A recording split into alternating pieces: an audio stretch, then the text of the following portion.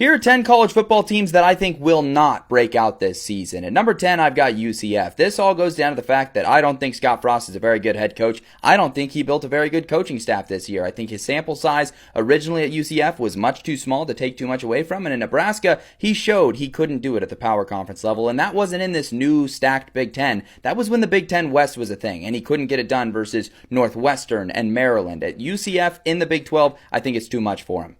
Yes, Arkansas's offense became respectable last season with Bobby Petrino at the helm, but Arkansas doesn't have that thing that's going to set them apart in the SEC. It's just too deep and too stacked, and it feels like Arkansas is going to get lost in the shuffle. I don't see a year where they go past that 7-win mark. Last year, Jay Savile and his coaching staff were handed at least a 7-win team on a silver platter, and they fumbled it and had an awful 3-win year. I don't see how that changes this season, even with the returning production they have. They did not make this team better. They are actively making it worse. I know you guys are going to think this is part of the bit, but there's really just no path for Boston College to break through their 7-6 ceiling this year. Last year, the defense was very inconsistent, and that was with multiple future NFL players on the defense. I don't know what to say. The offense is going to be inconsistent again. They're going to be mid again. If Wisconsin maybe had an easier schedule this year, my opinion might be different, but they've got one of the toughest schedules in college football. Fickell's experiment has not been working, and the further we get into this experiment, the less likely I feel he is to turn it around. Tulsa's got a few solid returning players, quarterback Kirk Francis, a few things to like, but they were so dreadful last year. I think people forget Tulsa was probably the worst team in the American and one of the worst in the FBS. So Trey Lamb just has his hands full. All he did this offseason might show marginal improvement. They're not going to have a breakout year. I don't think they're going to sniff a bowl game.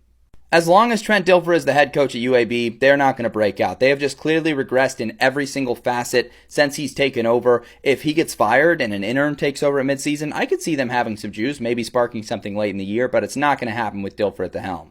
It pains me to say this because I like David Braun, I like some of the weapons Northwestern added. There's just no more Big Ten West to hide behind, and I don't think any program feels that as much as Northwestern, who was used to popping off a random 8-win season every other year or every 3 years under Pat Fitzgerald. Even David Braun had one of those, but the conference is just too deep and too tough. It doesn't feel like one of those seasons is just going to sneak up in the same way it traditionally has for Northwestern football.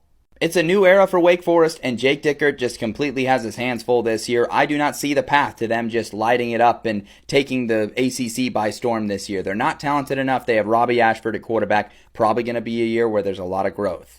I think Kent State's goal this year should be to win a game, maybe to win a MAC game on top of that. 2 games if you're feeling generous. They're not going to break out and have a crazy bowl game year or anything like that this year. They fired their coach for racking up too much credit card debt. Their new head coach is Mark Carney, who's not the Canadian Prime Minister. He's a former assistant coach. It's just going to be ugly for them this season, pretty much no matter what.